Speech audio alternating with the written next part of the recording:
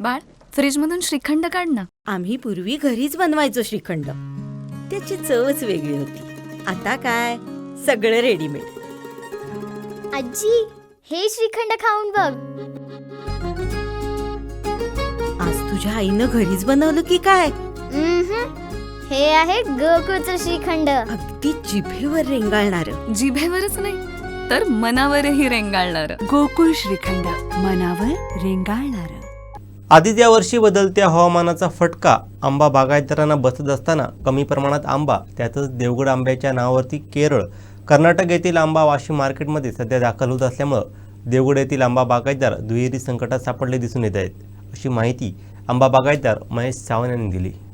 यावर्षी प्रमाणापेक्षा जास्त पर्जन्यमान म्हणजेच पाऊस झाला होता आणि त्यानंतर थंडीने पण जोर चांगला धरला होता आणि पहिल्या बहराचा जो काय आंबा आहे तो शेतकऱ्यांच्या हातात येता येताच दुसऱ्या बहराचा मोहोर हा सुरुवात होऊन त्यानंतर वातावरणात गेल्या आठवड्यामध्ये 15 दिवसात जो काय बदल झाला आणि उष्णता वाढली, मध्येच ढगाळ वातावरण आलं आणि आता रात्रीची थंडी आणि दिवसाची उष्णता एकदम वातावरणाचा फरक पडल्यामुळे आणि ह्या वर्षी रासायनिक फवारण्यांचं अतिवापर झाल्यामुळे थ्रिप्स आणि तुडतुडा ह्यांचा जो अटॅक एकदम दुसऱ्या मोहरावर होऊन ह्यावर्षी म्हणजे जो फळधारणा अगोदरची झाली होती त्यांची पण फळगळ व्हायला लागली आहे.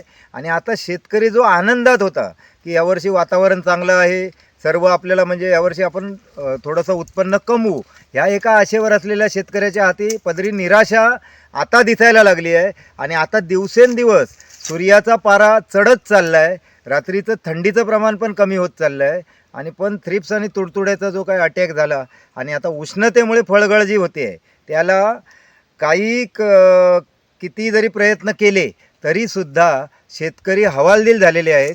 म्हणजे शेवटी निसर्ग हा आंबा बागायतदारांना दरवर्षीप्रमाणे ह्यावर्षीसुद्धा संकटात टाकणार की नाही अशी शंका आम्हा शेतकऱ्यांच्या मनात उत्पन्न झाली आहे. आता आपल्या ह्या देवगड भागामध्ये देवगड हापूस आंबा जो आहे जो प्रॉपर देवगडमध्ये निघतो त्याला GI मानांकन, टॅगिंग वगैरे सर्व चालू झालं आहे. तरीसुद्धा ह्यावर्षी पण बाहेरून म्हणजे यावर्षी तर कर्नाटकच्या पण पुढून केरळवरून वगैरे आंबा येऊन तो देवगड हापूसच्या नावाने खपवला जातो आहे मुंबईच्या मार्केटमध्ये. तर माझं सर्व ग्राहकांना आव्हान आहे की टॅगिंग झालेला किंवा जिओ मानांकन असलेलाच इकडचा सातबारा असलेल्याच शेतकऱ्यांकडनं किंवा व्यापाऱ्यांकडनं तुम्ही आंबा खरेदी करा. कारण ही फसवणूक देवगड हापूसच्या नावाने म्हणजे सोन्याच्या भावात ह्याचे पॉलिश केलेले दागिने जसे विकले जातात तसंच आज ह्या देवगड हापूसचं झालेलं आहे. आधी तिकडचा शेतकरी नामोहरम झालेला आहे, वातावरणामुळे हे झालेलं आहे आणि त्यामध्ये परत हे परकीय आक्रमण त्याच्यावर झालेलं असल्यामुळे तोसुद्धा त्याला धोका आहे.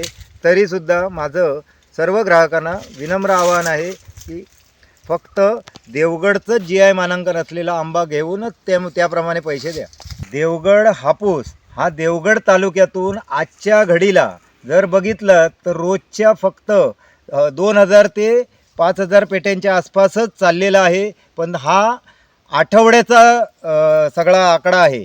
दररोज जाण्याचं प्रमाण खूप कमी आहे कारण 3-4 दिवसाच्या नंतर एखादी गाडी भरते आहे सगळीकडे जमून कारण जी फळं जी धारणा झाली होती पहिल्या ह्याची त्याच्यावर वातावरण बदलामुळे फळगळ मोठ्या प्रमाणात झाली आहे आणि शेतकरी आता या वाढत्या उष्णतेमुळे हवालदिल झाला आहे. तरीसुद्धा जर अतिरिक्त प्रमाणात मुंबईत आंबा आला असेल तर तो घेताना ग्राहकांनी सावधपणे घेतला पाहिजे. कारण देवगडचा सांगून ते बाकीचे विकतील आणि देवगडच्या शेतकऱ्याच्या पदरी काही मिळणार नाही आहे. आमचे दिवसभरातले सर्व अपडेट्स, ताज्या घडामोडी आणि थेट लाईव्ह पाहण्यासाठी सबस्क्राईब करा, लाईक करा कोकणचं नंबर 1 महा चॅनल कोकण 7 लाईव्हचं YouTube चॅनल.